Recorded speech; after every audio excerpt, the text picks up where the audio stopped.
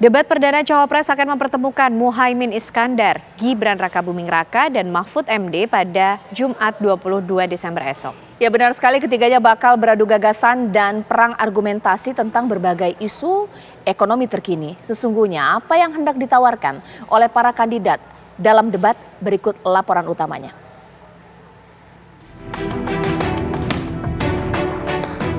Muhaimin Iskandar, Gibran Rakabuming Raka, dan Mahfud MD bakal melakoni debat perdana sebagai calon wakil presiden pada akhir pekan ini.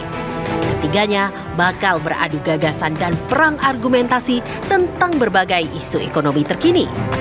Tim pemenangan masing-masing paslon mengaku telah mematangkan persiapan hingga memoles jagoannya untuk menampilkan performa terbaik mereka.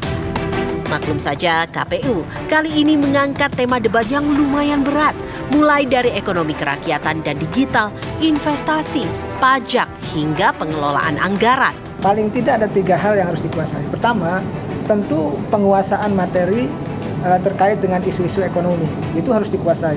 Harus matang, harus dalam, gitu, harus komprehensif, dan harus mampu menjelaskannya di depan publik. Yang kedua, tentu yaitu penguasaan panggung.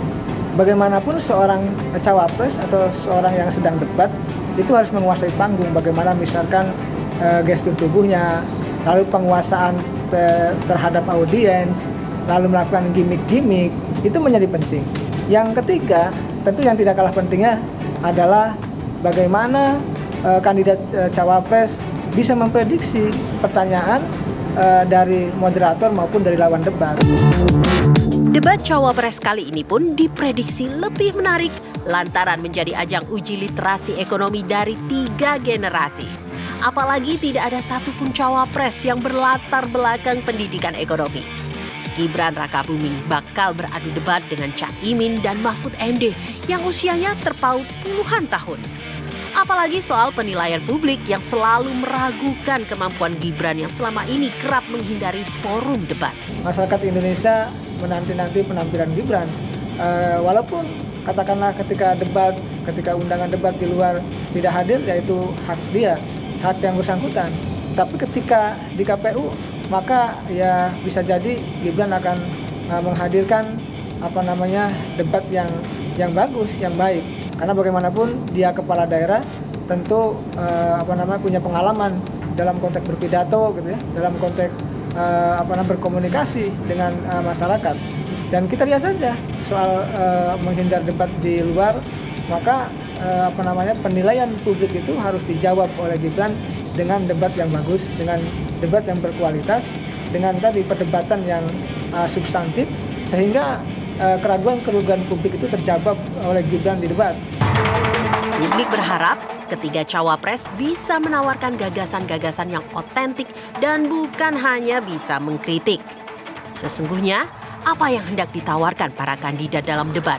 Mengingat tantangan ekonomi 2024 yang diprediksi masih cukup berat. Tantangan yang terbesar hari ini adalah nilai ICOR atau Incremental Capital Output Ratio sudah mencapai 7,6 pada tahun 2023.